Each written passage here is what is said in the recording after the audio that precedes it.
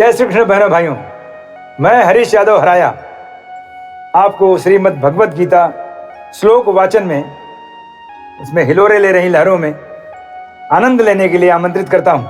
आइए, और आज प्रमुख श्रोता के रूप में मुझे मिले हुए हैं मेरे उस्ताद सागरली गांव के भी महान व्यक्ति आदरणीय अनंतराव पाटिल साहब और उनकी पत्नी सेठानी श्रीमती रसिका पाटिल साहब।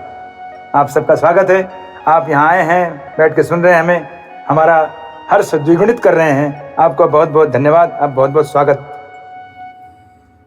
दोस्तों, ये अध्याय जो है अथ चतुर्दशोऽध्याय गुणत्रय विभाग योग।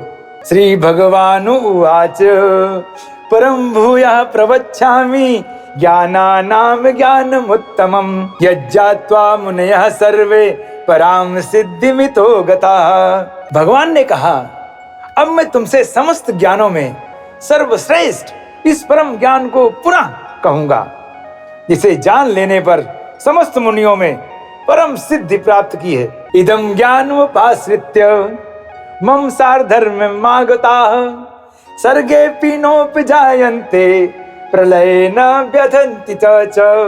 अर्थात इस ज्ञान में स्थिर होकर मनुष्य मेरी जैसी दिव्य प्रकृति स्वभाव, उनका जो दिव्य स्वभाव प्राप्त कर सकता है। इस प्रकार स्थित हो जाने पर वह न तो सृष्टि के समय उत्पन्न होता है और न प्रलय के समय विचलित होता है। मम यो निर्महद्यव्रम तस्मिन् गर्भं दधाम्यहं संभवः सर्वभूतानां ततो भवति भारत। क्या बात है। हे भरतपुत्र, मतलब अर्जुन, भगवान श्री कृष्ण कह रहे हैं, हे भरतपुत्र, ब्रह्म नामक समग्र भौतिक वस्तु जन्म का स्रोत है और मैं इसी ब्रह्म को गर्भस्थ करता हूं, जिसमें समस्त जीवों का जन्म संभव होता है। सर्वयोनिषु कौन्तेय मूर्तयः संभवन्ति या तासां ब्रह्म महद्योनिर् अर्हं बीज प्रदः पिता। हे कुंती पुत्र, अब देखिए यहाँ पर कुंती पुत्र उन्होंने कहा, जबकि वो बुआ के लड़के थे, हे भैया भी कह सकते थे, लेकिन नहीं, यहाँ पर वो शिक्षक बन के बता रहे हैं, इसलिए उनको कभी भी उन्होंने भ्राता कह के नहीं कहा। ये ध्यान देने योग्य बात है। हे कुंती पुत्र, तुम यह समझ लो कि समस्त प्रकार की जीव योनियां इस भौतिक प्रकृति में जन्म द्वारा संभव हैं और मैं उनका बीज प्रदाता पिता हूं। सत्वं रजस्तम इति गुणाः प्रकृतित संभवाः निबंधन्ति महाबाहो देहे देहिनम व्यव्ययम्। अर्थात भौतिक प्रकृति 3 गुणों से युक्त है। यह है सतोगुण, रजोगुण और तमोगुण। हे महाबाहु अर्जुन, जब शाश्वत जीव प्रकृति के संसर्ग में आता है तो वह इन गुणों से बंध जाता है। तत्र सत्वं निर्मलत्वात् प्रकाशकं नामयम् सुख संगेन बध्नान्ति ज्ञान संज्ञेन चानघ। हे निष्पाप, मतलब किसको? अर्जुन को। अर्जुन ने कोई पाप नहीं किया अभी तक। हाँ, अभी तक तो धनुष चलाया नहीं उन्होंने, अभी तो सिर्फ सीख रहे हैं, ज्ञान ले रहे हैं। अब धीमे धीमे उनके अंदर हवा भर रहे हैं भगवान कि मारो काटो।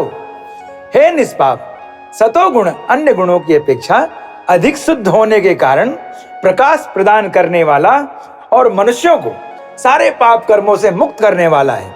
जो लोग इस गुण में स्थित होते हैं वे सुख तथा ज्ञान के भाव में बंध जाते हैं। रजो रगात्मकम विद्धि तृष्णा संग समुद्भवम तन्निबंधान्ति कौन्तेय कर्म संगेन देहिनम। हे कुंती पुत्र, रजोगुण की उत्पत्ति असीम आकांक्षाओं तथा तृष्णाओं से होती है और इसी के कारण से यह देहधारी जीव सकाम कर्मों से बंध जाता है। तमस्त्व ज्ञानजं विद्धि मोहनम सर्वदेहिनां प्रमादालस्य निद्राभिस्त अन्ये बंधान्ति भारत। तो हे भरतपुत्र, तुम जान लो कि अज्ञान से उत्पन्न तमोगुण समस्त देहधारी जीवों का मोह है।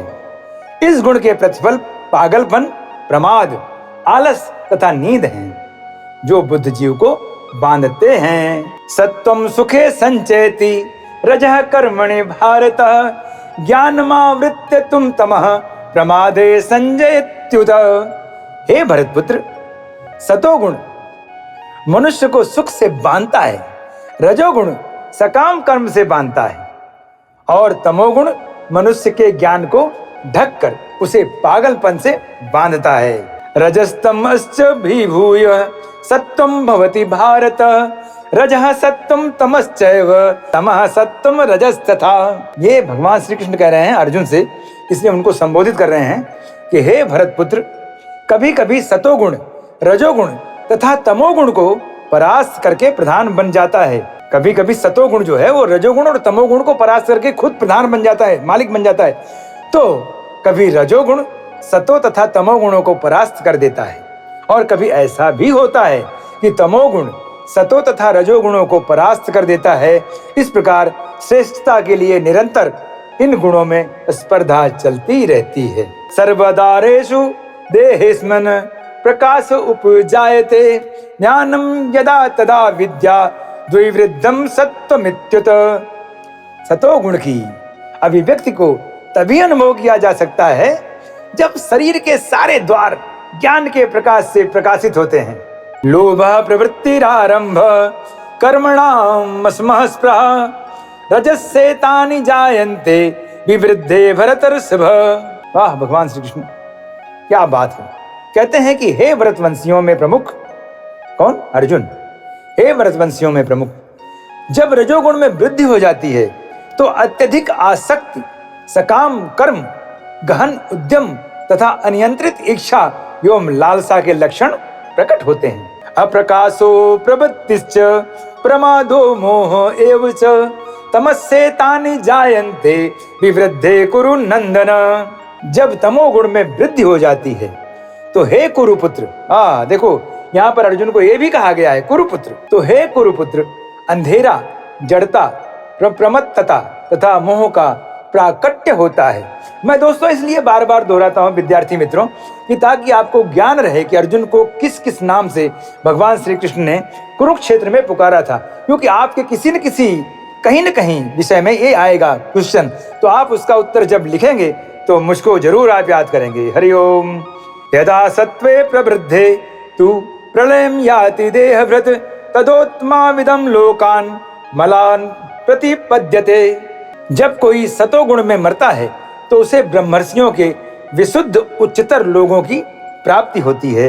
रजसि प्रलयं गत्वा कर्म संगी सुजायते, तथा प्रणीनस्तमसि मूढ़योनिस जायते। जब कोई रजोगुण में मरता है तो वह सकाम कर्मियों के बीच में जन्म ग्रहण करता है।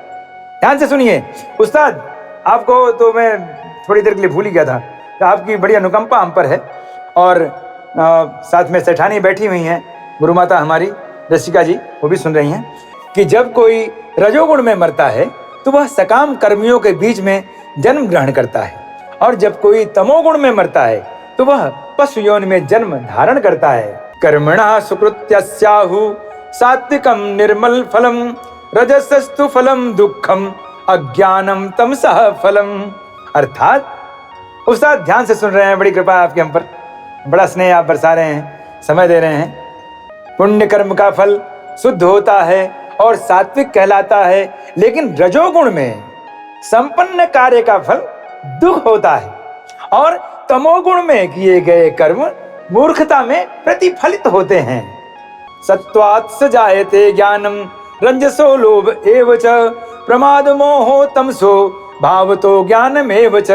वाह क्या प्रभु, सतोगुण से वास्तविक ज्ञान उत्पन्न होता है, रजोगुण से लोभ उत्पन्न होता है, और तमोगुण से अज्ञान, प्रमाद और मोह उत्पन्न होता है। संत पुरुष है हमारे उस्ताद यहाँ बैठे हैं, आदरणीय उस्ताद अनंतराव पाटिल साहब सांगरली के एक सम्राट व्यक्ति हैं।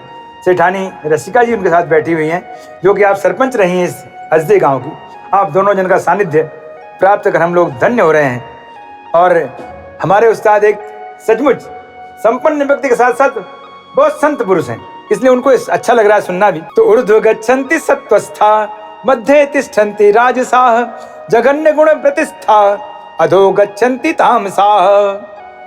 सतोगुणी व्यक्ति क्रमशः ऊपर उच्च लोगों को जाते हैं, रजोगुणी इसी पृथ्वी लोक में रह जाते हैं, यही पृथ्वी लोक पर रह जाते हैं, और जो अत्यंत गर्हित तमोगुण में स्थित हैं वे नीचे नरक लोगों को जाते हैं। तो इस तरह से तीन गुण वाले कहाँ जाते हैं?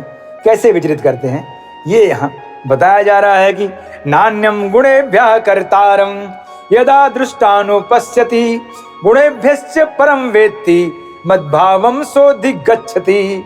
जब कोई ये अच्छी तरह जान लेता है कि समस्त कार्यों में प्रकृति के तीनों गुणों के अतिरिक्त अन्य कोई कर्ता नहीं है, और जब वो परमेश्वर को ज्ञान देता है तो इन तीनों गुणों से परे है उस्ताद, तो वह मेरे दिव्य स्वभाव को प्राप्त होता है।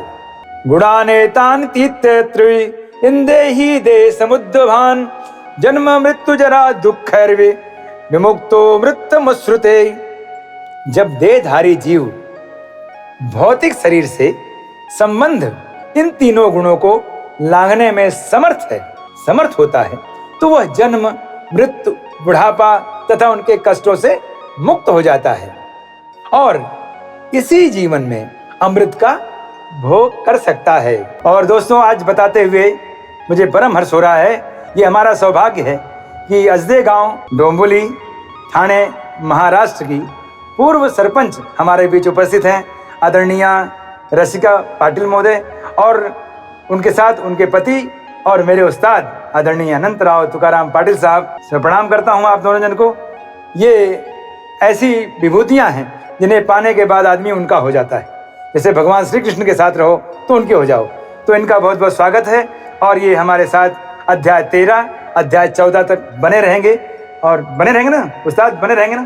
ठीक, धन्यवाद सर।